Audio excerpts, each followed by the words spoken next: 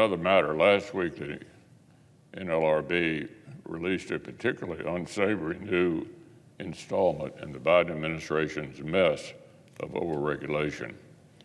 The NLRB's new rule dramatically expands the legal definition of an employer-employee relationship, turning small business owners in a franchise setting into middle managers. By one outside estimate, this rule will increase costs for small businesses, national franchisors, and consumers, all while decreasing the availability of jobs and business ownership possibilities. It would subject more of America's economy to the whims of the left's big labor allies, and it would force national companies to choose between offering less support for small business owning franchises and accepting greater liability for the policies of individual branches. It's bad policy, whichever way you slice it.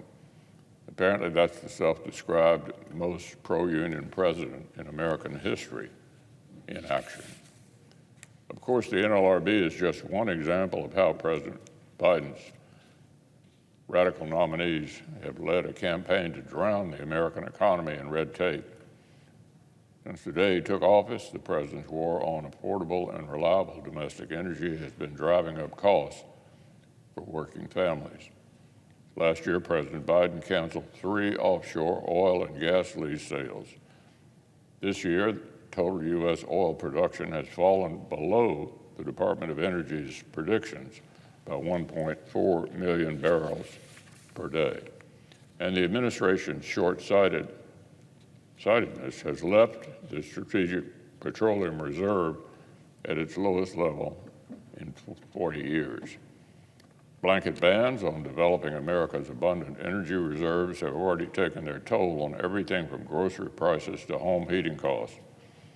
But Washington bureaucrats continue to dream up new ways to micromanage families' choices on everything from home appliances to light bulbs.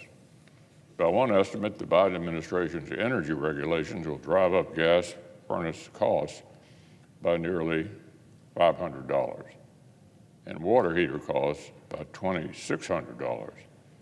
New efficiency standards could cost households an extra $140 on lighting and another $200 on washing machines.